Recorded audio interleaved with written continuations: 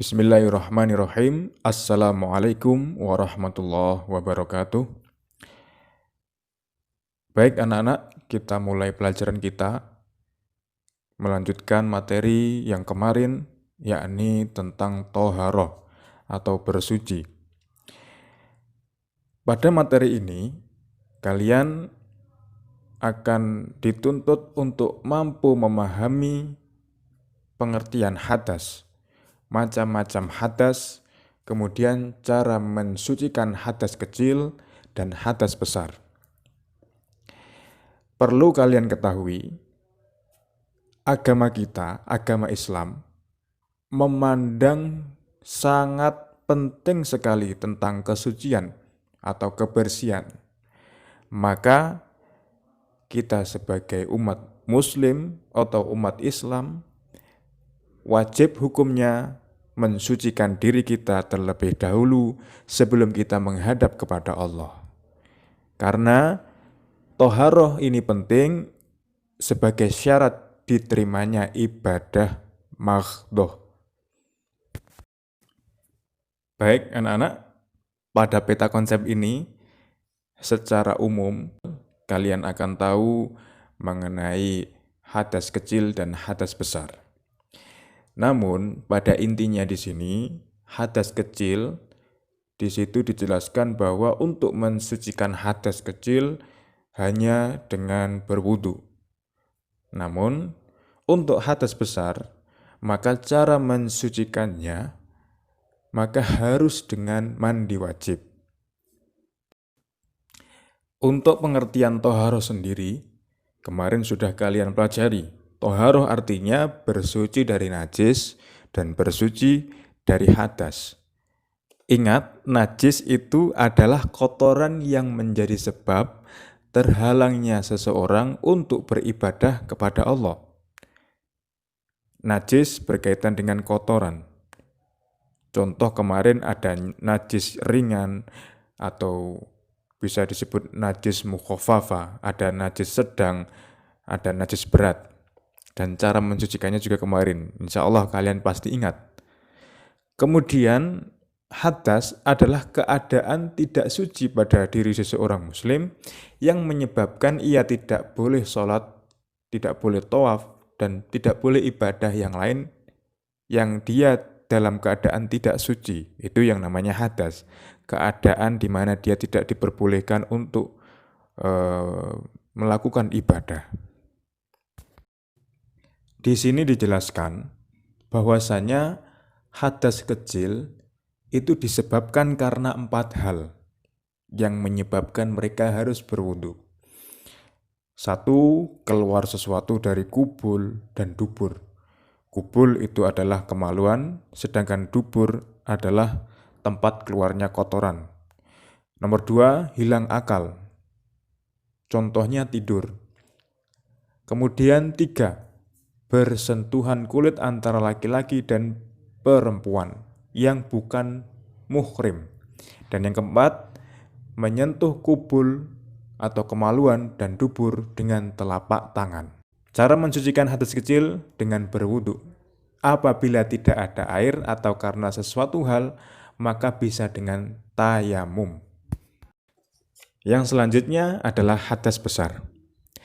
Keadaan tidak suci pada diri seseorang muslim yang disebabkan karena ada 6 hal, yaitu berhubungan suami istri, keluar mani, haid, melahirkan, nifas, dan meninggal dunia. Cara mensucikannya adalah dengan mandi wajib, yaitu membasuh seluruh tubuh dari ujung rambut sampai ujung kaki. Apabila tidak ada air atau karena sesuatu hal yang menyebabkan air itu tidak ada, ataupun mungkin karena sakit, badannya tidak boleh terguyur dengan air, maka bisa dengan tayamum menggunakan debu. Keadaan hadas besar antara laki-laki dan perempuan itu berbeda. Kalau laki-laki ketika dia berhadas, yakni ketika mereka mimpi basah. Untuk usia anak yang sudah dikatakan balik, itu kisaran pada 9 sampai 13 tahun, karena pada usia tersebut mereka sudah mimpi basah. Kemudian pada saat mereka mimpi basah, anak laki-laki tersebut, maka dia sudah dikatakan baligh. Baligh itu orang yang sudah dikenai hukum oleh Allah apabila dia meninggalkan perintahnya Allah, contohnya seperti sholat ataupun puasa wajib, maka dia akan mendapatkan dosa. Sedangkan untuk perempuan dikatakan dalam kondisi berhadas besar apabila sedang dalam keadaan haid atau menstruasi, kemudian melahirkan dan mengeluarkan darah nifas. Untuk perempuan yang sudah haid, artinya dia sudah baligh. Sudah baligh dalam artian dia wajib melakukan perintahnya Allah seperti sholat dan puasa wajib. Akan tetapi, jika kondisinya dalam keadaan hadas besar, dikarenakan haid melahirkan nifas, untuk sholat wajibnya mendapatkan rukhsah, mendapatkan keringanan dari Allah untuk tidak melakukan sholat wajib. Sedangkan untuk puasa wajibnya, apabila kondisi perempuan masih berstatus hadas besar, entah itu haid, entah itu melahirkan, entah itu nifas, maka dia boleh meninggalkan puasa wajib tersebut sampai pada di mana dia dalam keadaan suci. Suci dalam artian dia sudah tidak haid lagi dan sudah tidak mengeluarkan darah nifas lagi.